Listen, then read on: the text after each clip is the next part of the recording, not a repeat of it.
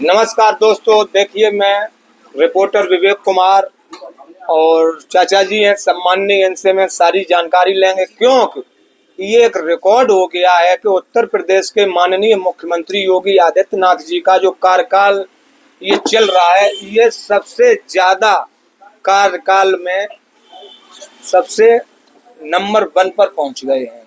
लगभग 8 साल 132-33 दिन हुए हैं और तमाम भारतीय जनता पार्टी के विधायक, सांसद एवं कार्यकर्ताओं ने उनको हार्दिक शुभकामनाएं और बधाई दी क्योंकि सबसे ज्यादा कार्यकाल करने वाले मुख्यमंत्री श्री योगी आदित्यनाथ जी बने। आपकी इस पर क्या राय है? आप भी सम्माननीय हैं, सारी सरकारें देखी हैं, चाहे वो कांग्रेस हो या बीजेपी हो या समाजवादी पार्टी हो, तो आप इस संबंध में क्या कहना चाह रहे हैं? इस संबंध में हम ये कहना चाह रहे हैं जी, ये जरूरी नहीं है कि किसी मुख्यमंत्री का या प्रधानमंत्री का कार्यकाल कितना लंबा रहा है। जी, आवश्यक ये है कि उस कार्यकाल में जनहित में कितने फैसले लिए गए, जी, जनता के लिए क्या किया गया। अब कुछ नोट सामने किए हैं जी, वो आपको हम दिखा देते हैं जी। उससे बता देंगे। लेकिन इससे पहले एक दो और हो जाए क्वेश्चन। नहीं, आप रख लें, कोई दिक्कत नहीं। आपने कितने युवाओं को रोजगार मिला है? कितनी किसानों की आत्महत्याएं हुई, कितना आवारा पशुओं पे नियंत्रण हुआ। वो तो कह रहे हैं कि अभी हमने एक ये पुलिस जो कांस्टेबल की भर्ती हुई, इससे पहले और हुई है कई भर्तियां। वो तो ये भी कह रहे हैं और उनके जो समर्थक हैं व्हाट्सएप मार्का, वो तो ये भी कह रहे हैं कि सपा के राज्य में ये होता था, वो होता था, जिस गाड़ी पर सपा का झंडा उसमें बैठा गुंडा। आज ये सड़क पे ठोकने वाले दांत सपा के हैं और इस तरह के इनके जिलाध्यक्ष, विधायक और ये रोज आ रहे हैं, ये सारे सपा के हैं। क्या बताइए? ये तो चिल्ला के ये कहते हैं कि आज आधी रात को महिला चाइना मतलब वैसे होके जा सकती है। उनसे कहते हैं चलिए हम चलते हैं, आधी रात को रात के 10 बजे लखनऊ बता दें कहाँ आ जाएंगे या कहीं दूसरी जगह आ जाएंगे। हम उससे 1 किलोमीटर पहले रहें, पीछे रहेंगे और चल के हमें दिखा दे 50 कदम प्रदेश की राजधानी लखनऊ। तो आपने उसमें कुछ नोट किया है, वो आप कुछ कहना चाह रहे हैं? अब आपका क्वेश्चन आपके लिए नहीं किया, हम तो मेरे मन करते रहते हैं। जी, जी। तो किया है, आप चाहें तो बता दें। बिल्कुल बता सकते हैं आप। सम्मान ये वो व्यवस्था है जी, ये वो मानसिकता है जी, कौन सी, जिसे क्या डर है उस सामंती सोच, व्हाट्सएप मार्का एवं शोषित प्रबुद्ध वर्ग, गोदी मीडिया, नट नर्तक और नर्तकियों जैसी वेशभूषा धारण कर प्रवचन करने वाले, पर्चियों से भविष्य बताने वाले, सनातन के ठेकेदारों और डुबकी मारकर पानी पीने वाले महाभ्रष्ट गद्दार एवं अय्यास मनोवृत्ति का। क्यों आप गरीबों, शोषितों, वंचितों, दलितों, पिछड़ों, महिलाओं को शिक्षा के अधिकार से वंचित रखकर कांवड़िया और रामभक्त बनाए रखना चाहते हैं? बताइए। पर्चा का नाम आपने इसमें किया है। अब रुक जाइए,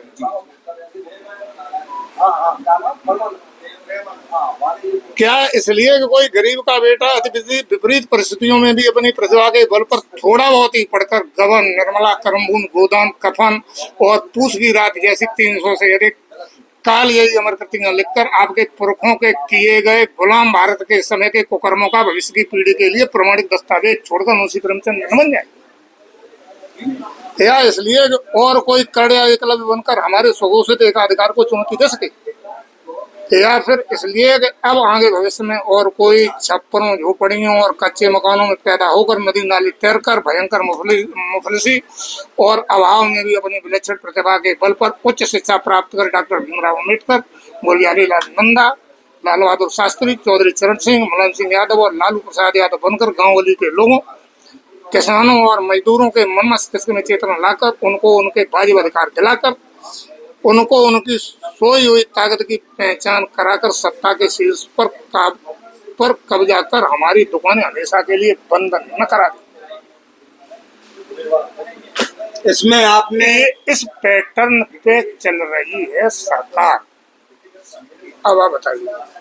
आपने वो सभी दर्शक भी देखेंगे और उसमें देख भी रहे हैं, लाखों लोग देखते हैं, तो उसमें तो कई बातों का आंसर है जो आपने ये अभी बताया है। कई बातों के प्रश्न हैं और कई बातों के आंसर हैं उसमें, काफी अंदरूनी बात भी है उसमें। देखिए, आपको हम बता दें, मैंने एक दिन आपसे कहा था, समाज में दो तरह के लोग हैं। जी एक तो वो मेहनत कश कमेरा और गरीब वर्ग है जो कठिन परिश्रम करके हाड़तोड़ मेहनत करके पसीना बहा करके 2 जून की रोटी बड़े मुश्किल से जुटा पाता है जी।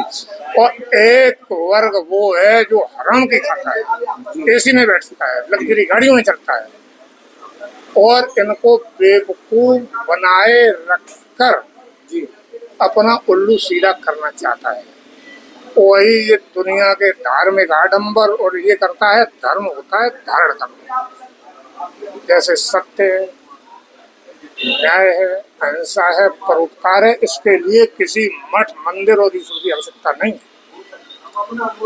हम ईश्वरी सत्ता के प्रबल समर्थक हैं, लेकिन आडंबरों के बिल्कुल नहीं। चाहे तो हम एक और सुना दे, इसी सुना दे।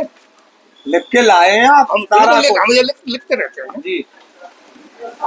सनातन में घोर गैर सनातनियों द्वारा गुपचुप और शरारतपूर्ण तरीके से भरी और सुदृढ़ की गई झूठी, घोर, अमानवीय एवं अवैज्ञानिक मान्यताओं और व्यवस्थाओं से आज ही आकर ही महात्मा बुद्ध और डॉक्टर भीमराव अम्बेडकर और पेरियार जैसे चिंतक एक अलग मार्ग के राही बने थे, समझ रहे? लेकिन माननीय नेताजी और लोहिया जी ने सनातन धर्म में ही रहकर व्यवस्था के खिलाफ जो अलग जगाई, मैं भी उसी मार्ग का एक छोटा सा पथिक हूँ। इसमें मेरा अभिप्राय भगवान बुद्ध और डॉक्टर अंबेडकर के ऊपर डॉक्टर लोहिया और नेताजी को रखकर इन महान विभूतियों को कमतर बनाना कतई नहीं है। ये विभूतियां तो शीर्ष पर थी, हैं और आगे भी रहेंगी। जी सही है कि नहीं? मेरा अभिप्राय उस सच्चाई को उजागर करना है कि परम पूज्य महर्षि वेद व्यास द्वारा केवल 20,000 श्लोकों में लिखे गए जय नामक महाकाव्य को 1,25,000 श्लोकों से अधिक का बनाकर एक ऐसी झूठी व्यवस्था का निर्माण करने वाले ऐसे ही पाखंडी, ज्ञानशून्य, पर्ची एवं प्रवचन कुशल मनारियों की करतूत क्या है? इसमें एक महर्षि संपूर्ण समुद्र के जल को तो पी सकते हैं, लेकिन बाहर निकालकर पुनः उस समुद्र को भर नहीं सकते। उसे फिर भागीरथ को ही भरना पड़ता है। जी जी। टिटहरी के अंडों की खातिर समुद्र का पूरा पानी पीने की क्षमता तो है, लेकिन उन्हीं महर्षि के होते हुए भगवान राम और उनकी असंख्य वानर सेना को सेतुबंध के लिए अधिक परिश्रम करना पड़ता है। अगस्त जी से भगवान राम ने लंका विजय के बारे में मंत्रणा की थी। वहां उन्होंने नहीं कहा कि हमला पी लेते हैं और निकल जाना आराम से। एक टिटरिया अंडा डूब रहे थे तो निकट भी लिया था। जी ठीक है। धन्य है वो कपोड़ीबाजी जिसमें शुक्राचार्य के पास मृत संजीवनी विद्या सीखने गए देवगुरु बृहस्पति के पुत्र कच को असुरों द्वारा मारकर उनके पार्थिव शरीर को पूरी तरह जलाकर सारी राख को मदिरा में पिलाकर उसे शुक्राचार्य को पिलाकर घोर नशे की हालत में भी असुर गुरु अपने पेट से जीवित निकालने की क्षमता तो रखते हैं, लेकिन सारी सृष्टि के सृजक ब्रह्मा अपने पुत्र एवं कालों के भी महाकाल भगवान शिव न तो अपने ससुर दक्ष को पुनर्जीवित कर पाते हैं और न ही यज्ञ वेदी में जली हुई अपनी प्रिय पत्नी जगत माता सती को और हार कर दक्ष के पुनर्जीवन हेतु बकरे का सिर प्रत्यारोपण करना पड़ता है। इतना ही नहीं, भगवान शिव के त्रिशूल के आघात से छिन्न भिन्न हुए उनके खुद के पुत्र गणेश जी के सिर को उसी रूप में प्रत्यारोपित करने की क्षमता न तो जगत जननी आदि शक्ति में दुर्गा है और नहीं स्वयं उपस्थित सारी प्रमुख देवताओं सहित भगवान नारायण और भगवान शिव में और हाथी के बच्चे का से प्रत्यारोपित कर दिया जाता है।